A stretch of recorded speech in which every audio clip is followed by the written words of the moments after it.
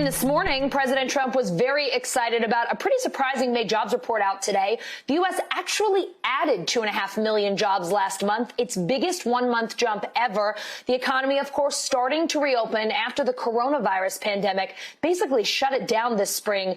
The unemployment rate ticked down to 13.3%, which is still near record levels. President Trump pretty proud of those numbers this morning. The numbers are great, and this leads us on to a long period of growth. We'll go back to having the greatest economy anywhere in the world, nothing close. And I think we're going to have a very good upcoming few months.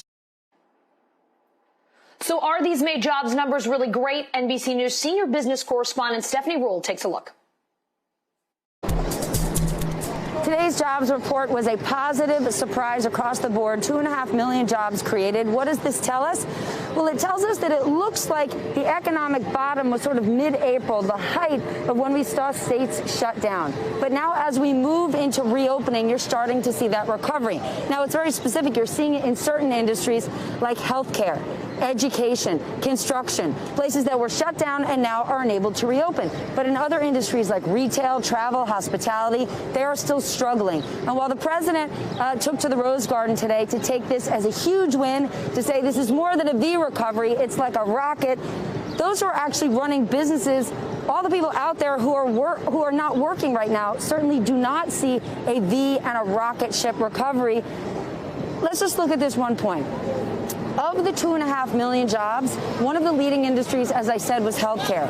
250,000 dentists came back to work. Now, does that mean the economy is roaring back? No. It means as we're reopening, things like dentists could easily be up 1,000%, or hair salons or restaurants because they were shut down. It's a positive that we are on this slow recovery. We need it. We want it. One negative note I would say, though, African-American unemployment ticking up 16.8%, reminding us that it's those low-wage service jobs that aren't coming back. And it's also one of the reasons we've seen so much social unrest. People out there, African-Americans, saying they want equality, education, income, opportunities. Maybe we're going to see it coming out of this policy change.